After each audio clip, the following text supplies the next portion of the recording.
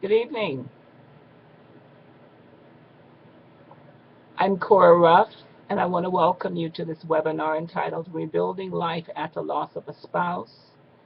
I want to see if you can hear me. If you can hear me, let me know it through the chat box in the lower left-hand corner of your screen, just below the video. All right. Looks good. All right. So, welcome again to this webinar, Rebuilding Life After Loss of a Spouse. I want to thank Sherry and Dr. David for inviting me to make this presentation to you this evening. So for this next hour or so, we will be talking a little bit about rebuilding your life after the loss of your spouse. This first slide just shows you a little bit about me. I am a nursing professor, which I've been for a number of years now, spent a number of years in nursing, and continue to do nursing, but for the last 13 or 14 years now, I have been spending time as a bereavement facilitator and educator. I teach a course to undergraduate and graduate nursing and health professional students about grief and grieving. And I spend a lot of time providing workshops to local groups, to national groups as well. So it was actually the death of my 21-year-old daughter that led me on this new journey and on this new path. And so I am happy to share with you tonight a little bit about what I've learned about the loss of a spouse through facilitating groups for spouses who are surviving the death of their loved one. Tonight we're going to be talking a little bit about grief and loss in general. We're going to be talking about how the death of a spouse does impact us in terms of our feelings and our thoughts and our concerns. And then we'll talk a little bit about some strategies for coping following the death of a loved one. And including among those things will be, how do we stay healthy while we're grieving?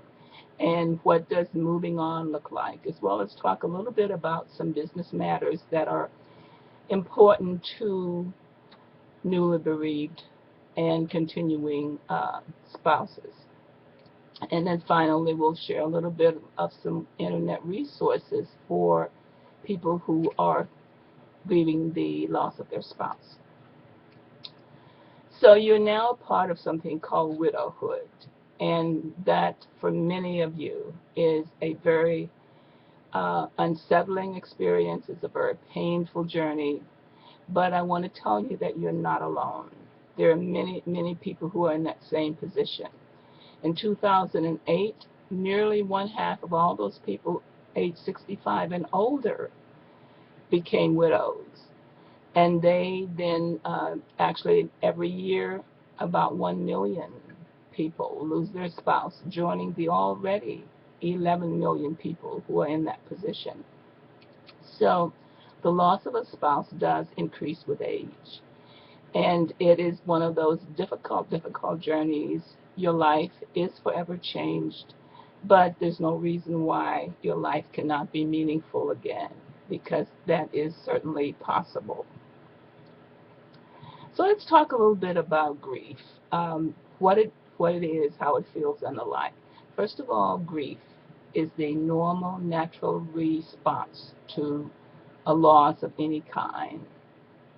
It is a process, not an event. And by that I mean it is not an event that you're going to get over.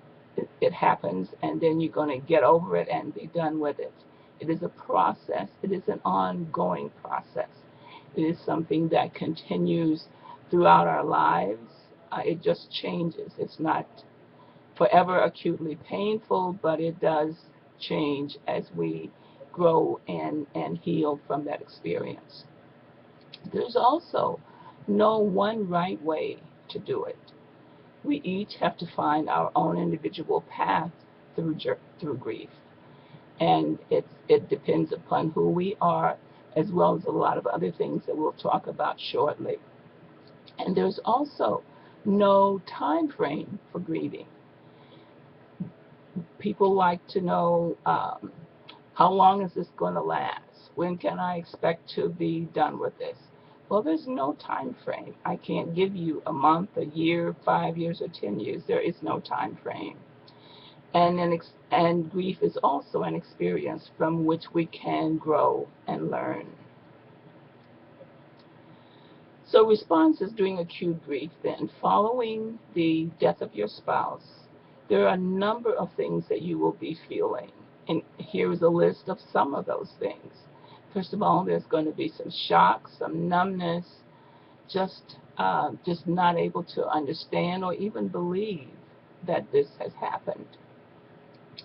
There may be things like disturbed sleep patterns. You may not be able to eat, or you may eat all the time. You may find that you've got funny feelings in your stomach. You may just feel sick or queasy. Any number of things. Headaches. If your spouse died from an illness, you may have some of those same symptoms that your spouse displayed. Another thing that happens during the course of acute grief in particular is there's a tremendous amount of confusion and inability to concentrate. You cannot concentrate on what you're doing because your mind is just all over the place. I want to also say right here that these symptoms will vary depending upon the circumstances surrounding the death of your spouse. For example, if your spouse died following a long illness, that's going to determine some of the symptoms that you display, some of the things that you feel and think.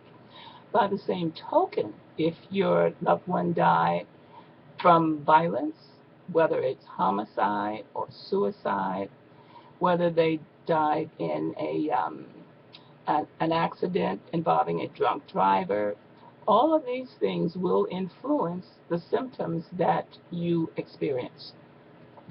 Part of what happens in a situation where there's violence, where there's death due to a drunk driver, where there's homicide, or where there's suicide, is the symptoms are aggravated more, they're more intense, and they're more prolonged. That means they last a lot longer. So in addition to all of those grief feelings of anger, of guilt, of frustration, all of those feelings then are compounded by other kinds of things having to do with systems such as the legal system that may be involved. Any number of things then also impact how you respond to the death of your spouse. So you're going to have a lot of confusion. You're going to have a lot of not being able to concentrate or focus on what needs to be done. It's just as if your brain just seems to go into slow motion, or I like to refer to it as turning to mush, because that's about how it operates sometimes. In addition to all those kinds of things, there's also the feeling of memory loss. You cannot remember anything. You find that you can't remember what you did 5 minutes ago, or whether you did it, or what you're supposed to be doing. So all of these kinds of feelings do occur when we're grieving, and they are normal, natural reactions to your loss. So the good news is that those things do subside. They do get better. All right. Let's look a little bit now at some of the things that widows and widowers have said about their experiences during widowhood. One of the things they said is that their life is changed. It's changed in so many ways. One thing that happens is they find they look at life differently now. The things that used to be important to them are not as important, but the very important things become paramount in their lives. They don't take things for granted anymore. They don't take each other for granted anymore. They begin to spend time and express their feelings to other loved ones.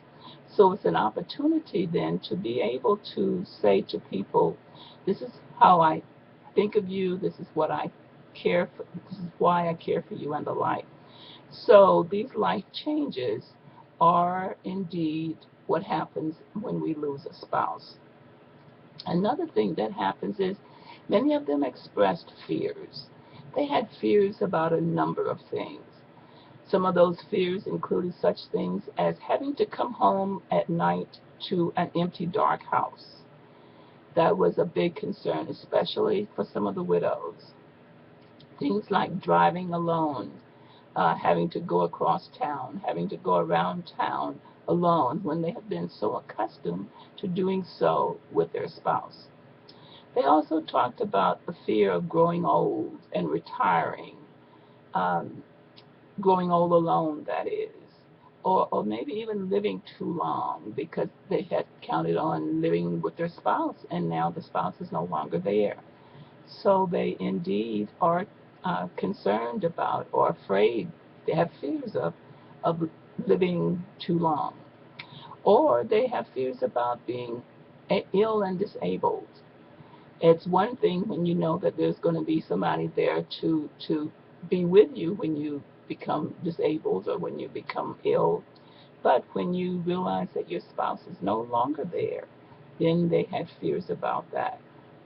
Another fear they expressed was having too much time on their hands. What am I going to do now? I don't have to do some of the things that I had done in the past. So they've got all this extra time on their hands. So we'll talk a little bit later about some things that they can indeed do with that time. And another fear that they expressed was becoming a burden to their children. They also expressed some of their feelings.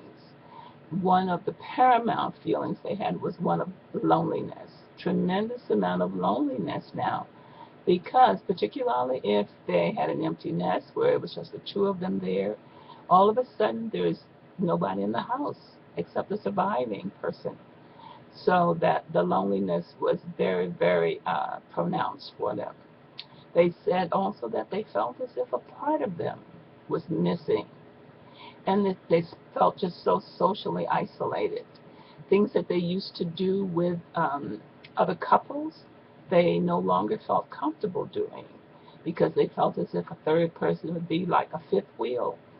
So they just, a lot of social isolation. They were not as likely to go out. They didn't want to vacation alone. Um, they also didn't want to be alone for the rest of their lives. So these were some of the feelings that they had, serious concerns about these kinds of issues. Another thing that the widows and widowers talked about were their dreams. Now, some people had dreams of their loved ones. Not all people will have dreams about their loved ones. Those who did have dreams, some of them found them very, very comforting. Others found them just a little bit unsettling.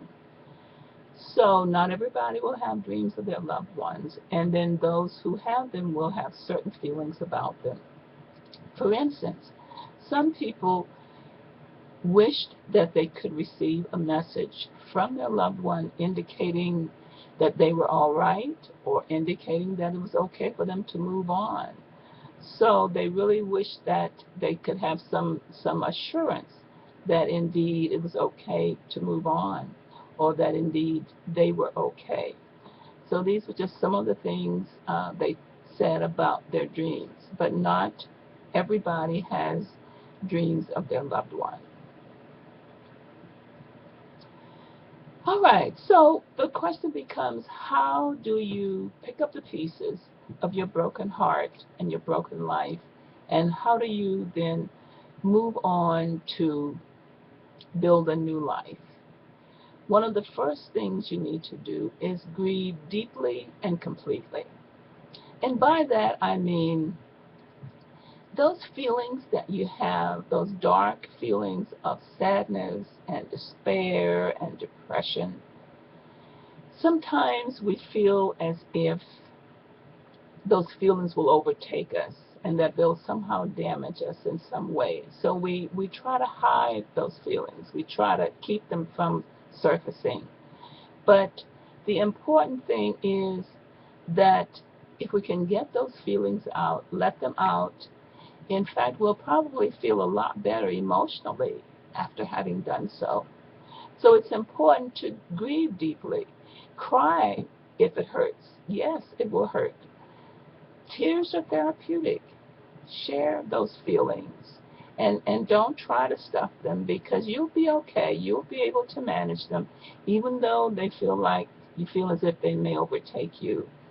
You will be able to handle those feelings, and you'll be able to move on from that. So keep in mind, grieving deeply and completely is so very important. And those feelings that you have, we'll talk in a few moments about some things to do with those feelings. Anger is a very common response that we'll often have. We may have anger toward our loved one because they didn't take care of themselves. We may have anger toward ourselves because we didn't do something we think now that we could or should have done. Or we may be angry with ourselves because we said something that we shouldn't have said. So anger is a natural response and a normal response. But you know, the thing is that you can't know what's going to happen, and you can't feel guilty because of something you said.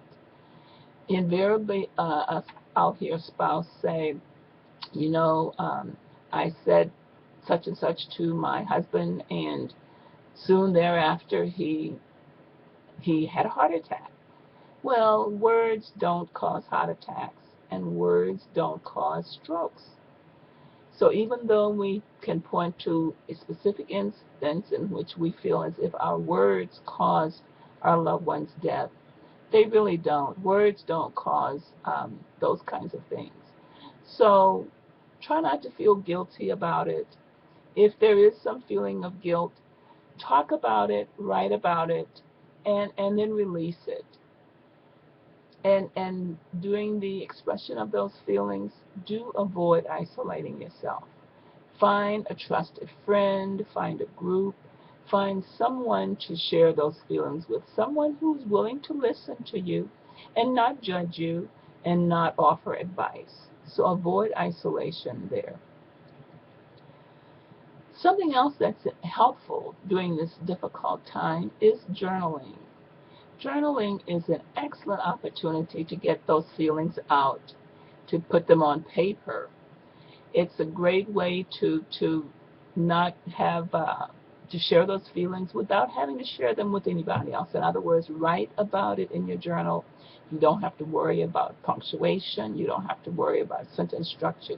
Just write those feelings, all the anger, the guilt, the what ifs and why nots, and all of that. Put it in your journal, because nobody's going to read it but you. It's for your eyes only. So put those feelings in your journal. Another thing that's helpful, as it becomes more difficult to remember some of the good times, write down the good memories that you have of your loved one. And even start a gratitude journal. That's a great way to help during those difficult times. Writing about those things that you're grateful for, what you remember that it's so wonderful. So for every negative thought, if you could come up with one thing that you're grateful for, even even at the funeral services or the memorial services, what are you grateful for there? For some of the things that people said or some of the things that people did. The opportunity to express your gratitude is very, very therapeutic. Another thing that is important in terms of coping with this loss is the whole issue of saying goodbye. Now, goodbye is another one of those things that's a process, and it occurs gradually and over a period of time. And it actually begins at the memorial service or funeral service. That's the time when you kind of begin the process of saying goodbye. Now, it's not easy to do that, and I'm not going to pretend that it is, but it is to be taken in slow progressive steps. So you start at the funeral, you say goodbye. In your journal, you might write something about goodbye, the difficulty in saying goodbye. Or you might write a letter, a goodbye letter to your spouse. Then eventually it's going to come time for you to think about their possessions. What do you do with them? How are you going to get rid of them? One thing to keep in mind is you don't have to do it next week. You don't have to do it next month. You can do it if and when you get ready. Don't let people rush you. That it's important to move on. You decide when you are ready to get rid of your spouse's possessions. You may also begin to think of who might enjoy some of these things, who would appreciate it, and begin to gradually and slowly give some of them away. But don't be pushed into giving things away before you're ready. You may also select certain things that you like that you can use and wear, whether it's your spouse's shirt or your wife's house coat or robe or um, maybe a piece of jewelry, some kind of a gold necklace or something that men also can wear. So choose those things. And the good part about not rushing it is that if you do it in your own time, you will be able to find things that you will enjoy using and keeping as keepsakes. The other thing is that good saying goodbye, you will revisit it time and time again. Part of it also includes visiting places where you have good memories and revisit those, go to those same places and build new memories there now. So continuing with taking care and coping in these difficult days, it's important to reach out to help others. Because what's so helpful here is that when you help somebody else, it takes some of the pressure and some of the emphasis away from yourself. So you begin to think of other things and other people and what their needs are. And you forget about your own concerns for just a little while. And that's kind of refreshing sometimes. The other thing that can be very helpful is to consider a pet. And I said consider a pet because pets require a lot of work. And, you have to decide, is this something I'm willing to invest in? Do I have the time and the energy to devote to a pet? But many people have chosen to get a pet, and that has been helpful for them. And as I said earlier, be sure to share your feelings with a trusted friend. And it may not always be a family member. Family members have their own grief. So you may have to find someone outside of the family to share some of your feelings with. Another place to share your feelings, a great place is a support group. Grief support groups are tremendously helpful for people in acute grief, for widows, widowers, for anyone. Because what happens is you're in a group of people who have similar losses, people who know where you are. They're either where you are or they have been where you are. So they know a little bit about some expectations. They know a little bit about some of the difficulties and some of the pitfalls. So they can share their experiences with you and they can offer you some suggestions. The other good thing about the support group is that they care and they share, and it's a great way to facilitate healing. It allows you the opportunity to connect with more people. It gives you the opportunity to talk to and be with people outside of your own family. And it's great for you, especially during those high stress times and those times when you're really, really lonely. It's also helpful at like holiday times, special days, birthdays, Father's Days, Mother's Days, all of those kinds of days where we get those grief attacks again. So I encourage you to seriously consider a support group if you have not already done so. One place to find a support group is griefshare.org. Griefshare is actually a Christian base. If you are a Christian, it is a Christian-based organization, and they have support groups at various locations around the country. If you visit that website, you may actually key in your zip code, and they will tell you where the nearest support group is in your area. So I can't say enough about the benefits of support groups for grieving spouses. Some other strategies to help cope with the loss of your spouse: to do something that gives meaning to what you do. And by that I mean you can give meaning to what you do in a number of ways. One of those is to connect to a higher power. That may be whatever your higher power is. It may be an opportunity to help the underserved. It may be participating in some community resources, some charities, or you might even want to start your own charity. We've got some wonderful charities that have been started by people who've lost loved ones. For example, Mothers Against Drunk Drivers. That was started by a mother whose child was killed by a drunk driver. The Komen uh, Breast Cancer Foundation was started by a young woman whose sister died of breast cancer. You may also want to participate, say, in helping with getting legislation passed to protect people, to protect children, any number of things that you can do that give meaning to what you do. So a lot of things, reaching out to help others is so important. Another important coping strategy here is what we call continuing bonds.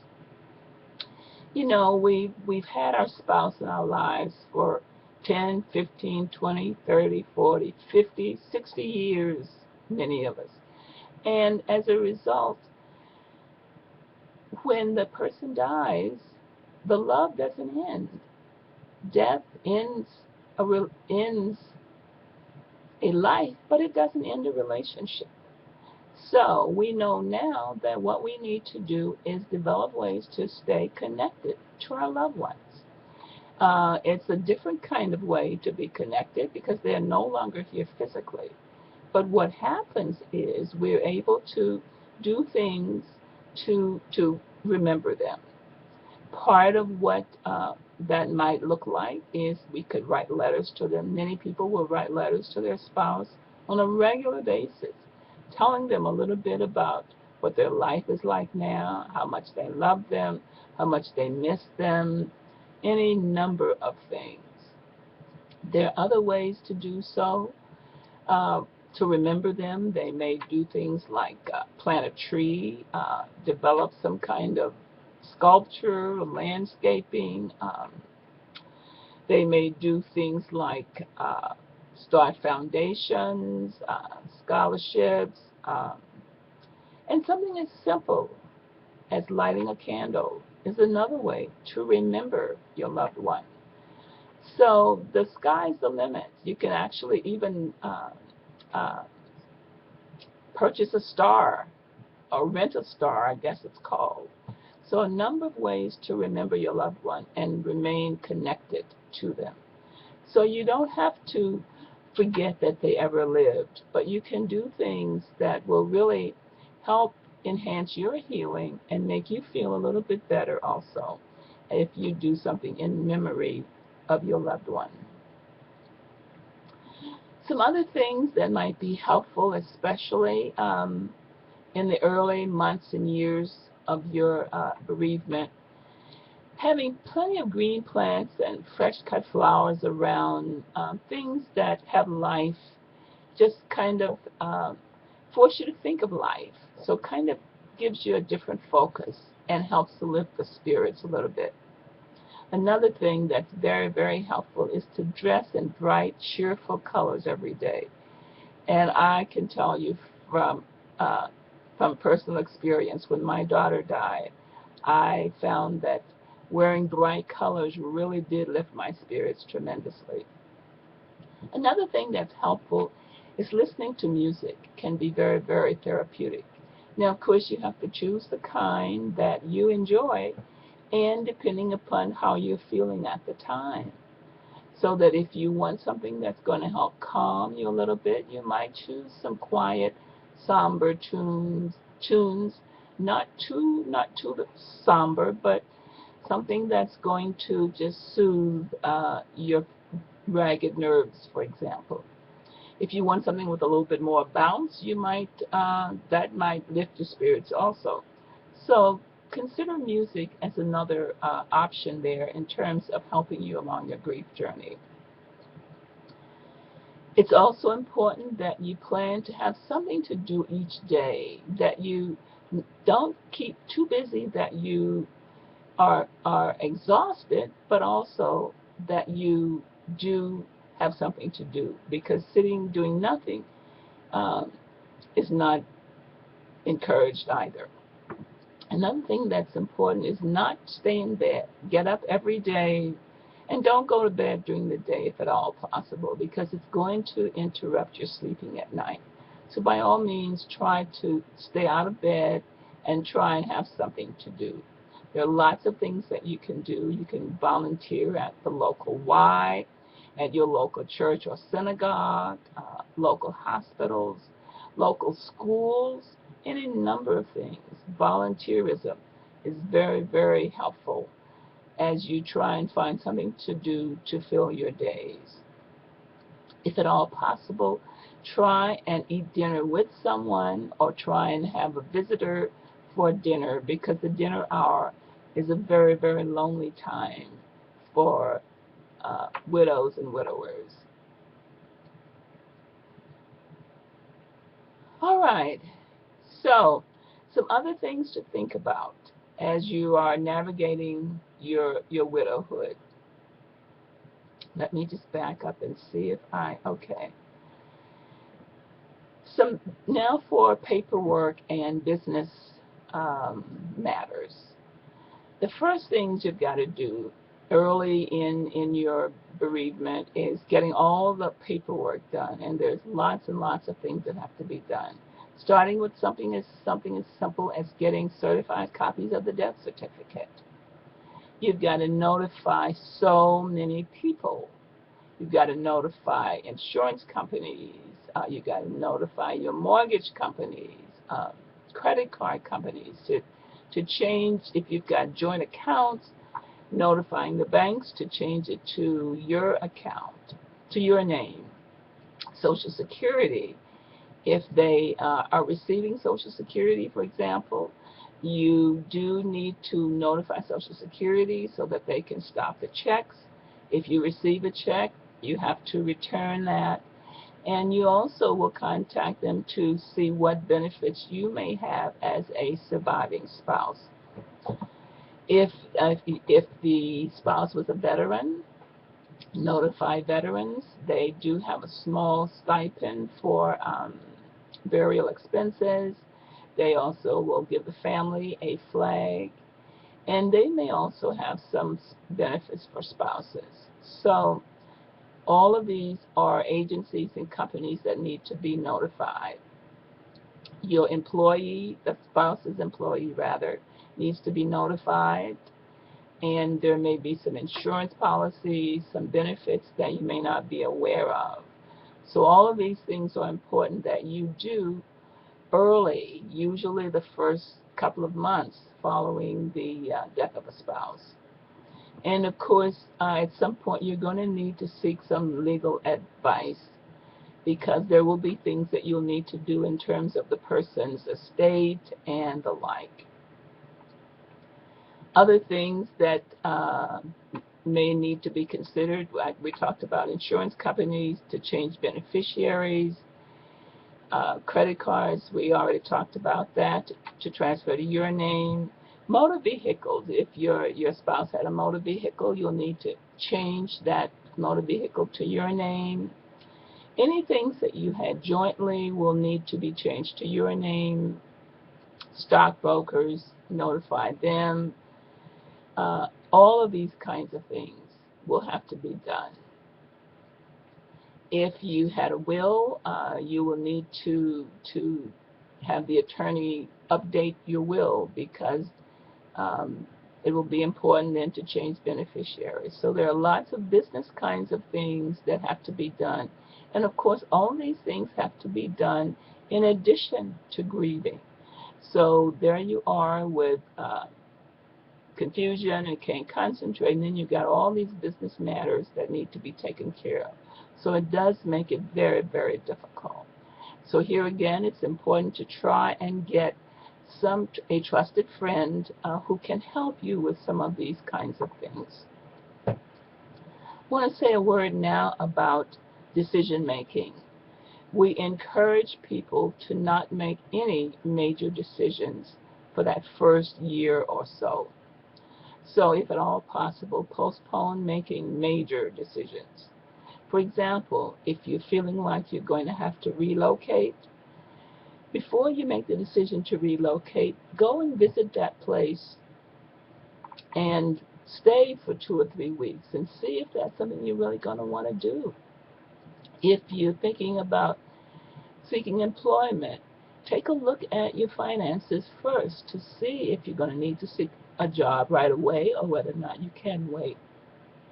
So by all means, try to postpone major decisions for that first year.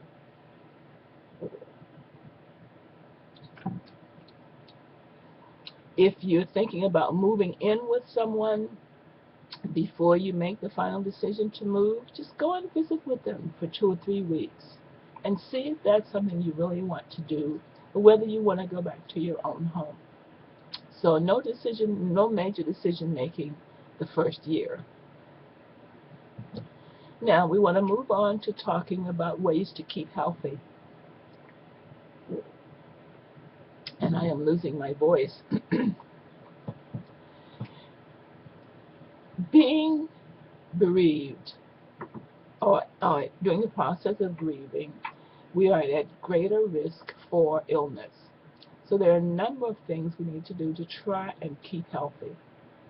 First of all, we've got to give attention to our nutrition. We've got to try and eat maybe 4 to 5 small meals a day, fruits and vegetables, trying to avoid those sweets and all those goodies that everybody's been bringing to you and the like.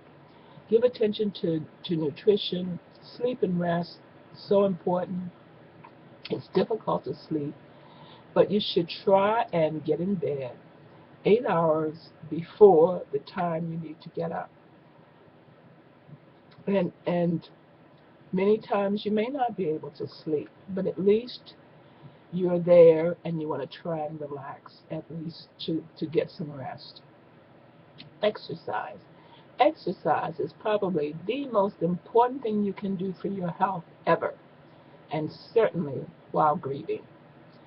Daily exercise could include anything that you like to do. Going for a walk, excuse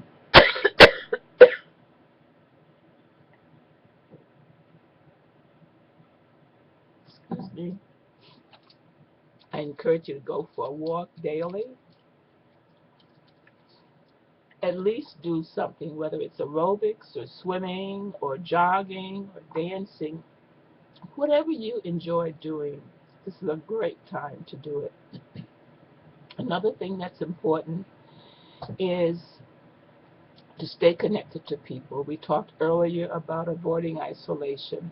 Find some outlet where you can be connected to people. Staying involved in life You may want to take a course, go to a retreat, go traveling, just stay connected with people. I encourage you also to report any physical complaints to your doctor. If you have not seen a doctor in the last year, I encourage you to do so because it is important that you do take care of your health. And one last thing here is that your body has suffered tremendous trauma. You can't concentrate, your memory is bad, and you're very vulnerable to accidents. So by all means, be very, very careful here. Be careful with walking and climbing, and be careful using sharp and dangerous instruments.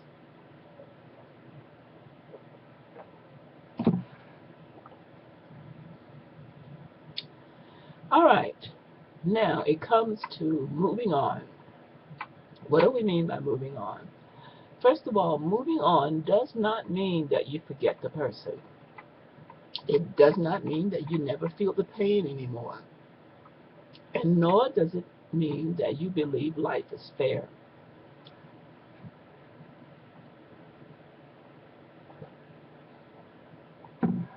But it does mean that you move forward in spite of your pain.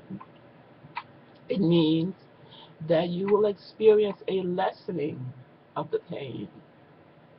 Moving on also means that you really can treasure the memories you had with your spouse and build on those memories. Share those memories with other people.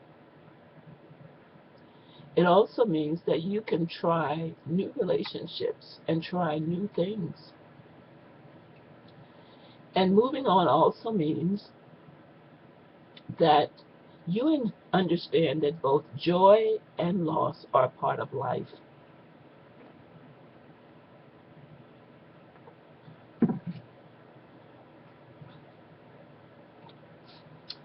Moving on brings up the subject of dating and intimacy needs. This is one of the most difficult topics for spouses in terms of this whole issue of dating and intimacy.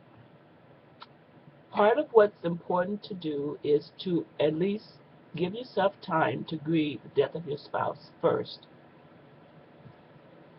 and then determine what are your needs and what are your goals.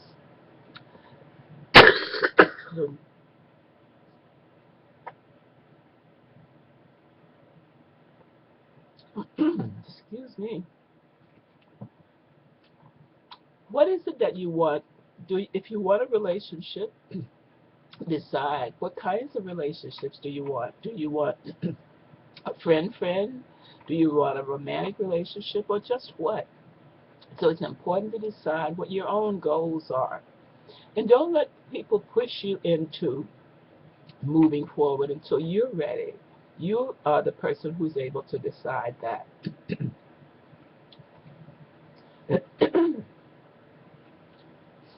And once you decide, then that's where you pick up and move forward. And then once you have decided, then I encourage you to plan and enjoy your sexuality safely. Another part of moving on involves making our last wishes known. Part of what happens is when we lose our spouse, we need to then let other people know what our wishes are. And that traditionally takes the form of living wills and that kind of thing. Well, there's a new document out now called 5 Wishes, and it's the 5 Wishes Living Will.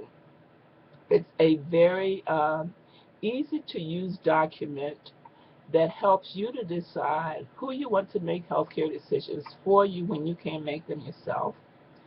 It helps you to decide what kind of medical treatment you want and the kind that you don't want, how comfortable you want to be kept, how you want people to treat you when you are ill, and what you want your loved ones to know.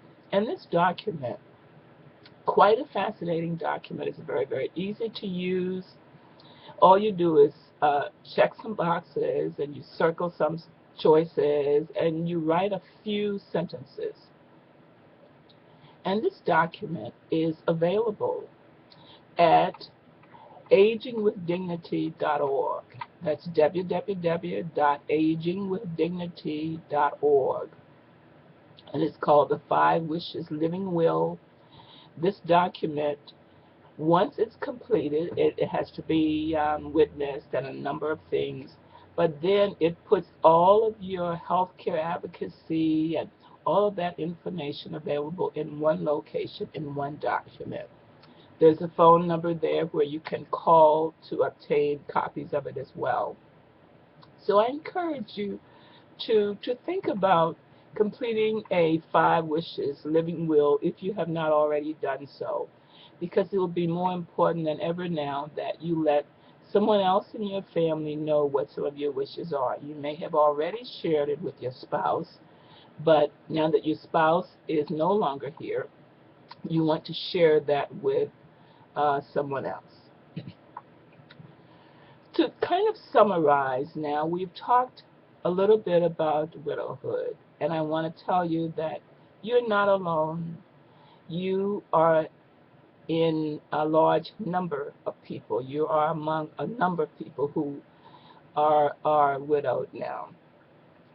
Many of you will be struggling with bewildering feelings of sadness and anger and loneliness and fear and guilt and any number of things. Some of you will be struggling with new roles now about, you've had certain roles, and all of a sudden now you don't have those same roles anymore. And some of you are even struggling with potential financial issues. Even though life will never be the same again, you can really find a satisfying path through grief. You'll be able to do that if you get support from other people, if you are personally persistent and patient. Be patient with yourself. As they say, Rome wasn't built in a day. Give yourself time to achieve these goals. So be patient with yourself. Try and develop continuing bonds with your loved one. Reach out to help other people and begin to rebuild your life. You will be able to do it. I encourage you to just hang in there. Here are a few resources. There are a number of grief books that are available, magazines. Elder Hostel is a great place for courses, for travel, and the like. Hospice Foundation, lots of support groups, as well as grief education. Your local church or synagogue is often helpful. This next resource is called Funeral Plan Workbook, and that is a site on the internet. There's another site called SeniorAnswers.org. It has a number of resources for help around the house, for gardening. It's a great resource. I encourage you to visit there, SeniorAnswers.org.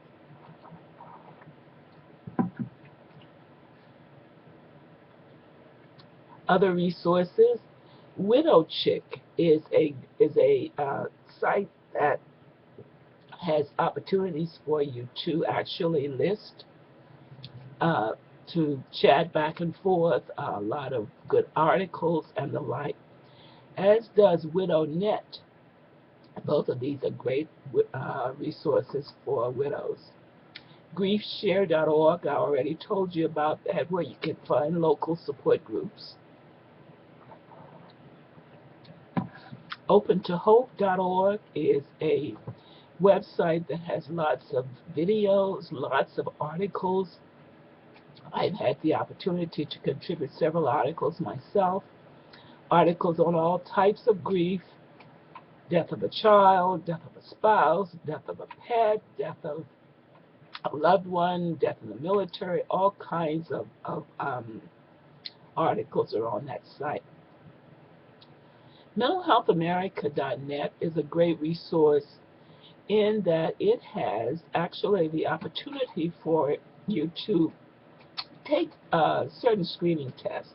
If, for example, you feel as if you're depressed, or you feel as if you are losing your memory, they have some kind of survey type questions on there where you can actually fill out a form and assess yourself.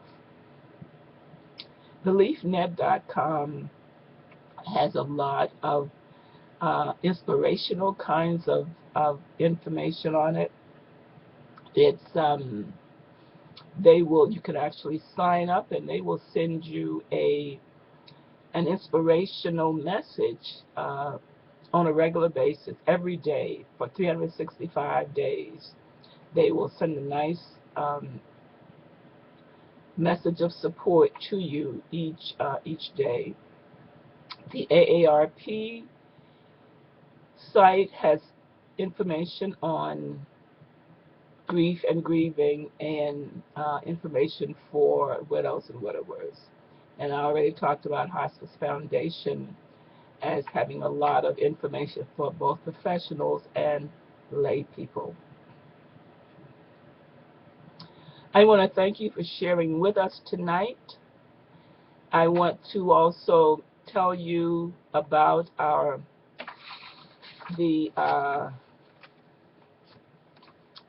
that Building Strength Webinars has a new what they call Healthy Emotions, Healthy You series, and you may obtain that series at a discount. The information is available on the website. My previous webinar on grief and loss, living fully after loss, I believe is included in that. So I want to encourage you to look into Healthy Emotions, the Healthy You series. And there basically you will see some information about me. And now I encourage you to actually, if you have questions or comments, feel free to go to the chat box in the lower left corner there and send me a message. Okay. So are there questions or comments? Anybody?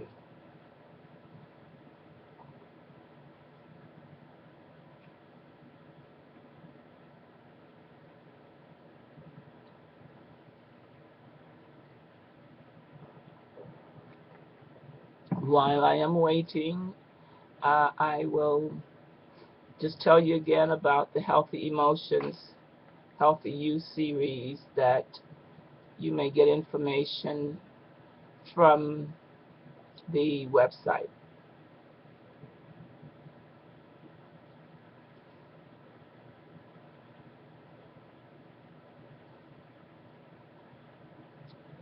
And I hope I didn't put everybody to sleep out there. I know it's kind of late for some of you.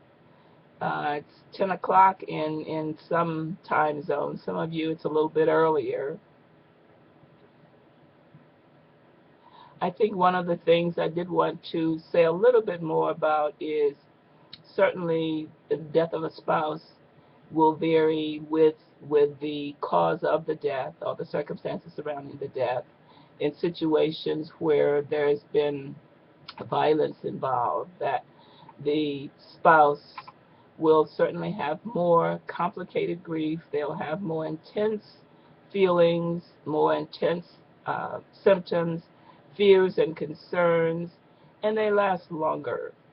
So that does impact your grief journey considerably. All right.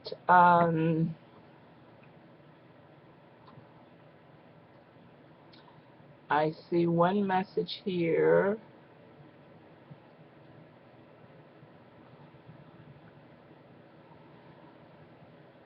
someone who lost their spouse about 11 years ago. They have a grandchild. They will never know his grandfather. Something that I could do to help him know his dead grandfather. Some suggestions. Things like talking about the grandfather will be very, very helpful. Pictures. Many people do find that they're able to share pictures with the children, grandchildren, do things with them that their grandfather enjoyed doing, but certainly having pictures, certainly being able to share that with him, and any kind of information that he would not have had that you can share with him will be very, very helpful as he gets to know his grandfather. Another person said, I lost my husband several years and I still feel stuck. Several years. I don't know what the several years is. I think part of what happens is sometimes we do tend to get stuck. And we talked about some of the things tonight that can help us to move forward. But part of it is reaching out to help other people. And I think the other thing that's so important is that indeed we must grieve the loss. And that may mean crying, bawling, I mean, not being afraid to get those deep, dark, sad feelings out. Some people say, I don't want to talk about it. And I don't know I don't know what they do with those feelings, because sometimes people are not willing to talk about it. At least if you can't talk about it, if you will try to write about it. Write about it in your journal, and maybe even you may want to think about professional help to see if there is some way that you can get unstuck. So I encourage you to give that a try, fellas.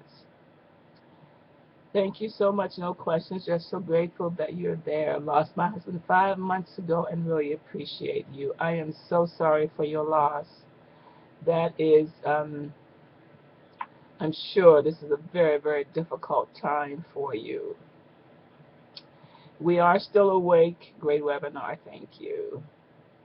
I have 2 sons that I'm afraid have never grieved properly. Is there a why I can bring them out? They refuse to see a counselor.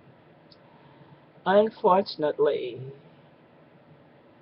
men in particular are a little bit more closed about their grief. Or is there a way, I guess, I can bring them out? It's very, very difficult. Part of what happens is if we can encourage them to read about grief. There are some great books out there on grief and grieving. In fact, there are a couple written by men entitled things like Swallowed by a Snake is one grief book written by a young man. Another one is, oh gosh, let's see. I've got several right here that I can't see offhand what the titles are. But I tell you what, Michelle, if you will send me an email to cora_ruff@verizon.net, and I can send you some of those titles of some of those books that might be helpful for your sons if they are at that point. But sometimes, you know, we do all we can to help our family members grieve, and we're not always able to get them to the point we think they should be. And sometimes they go on to grieve down the road. For example, I remember one book written by a young woman who became a therapist, who lost her brother as a teenager.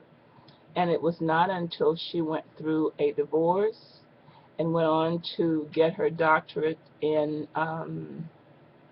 psychology, I believe, that she really began to deal with her grief. So sometimes it takes a little bit longer than others. I think the name of the book is Courage to Grieve by Tattlebaum is her last name. I think it's Judy Tattlebaum. And she's one who talked about her journey through grief. So we're not always able to get people to grieve at the time that we feel they should. All right. Are there other comments or questions as we begin to wrap this up?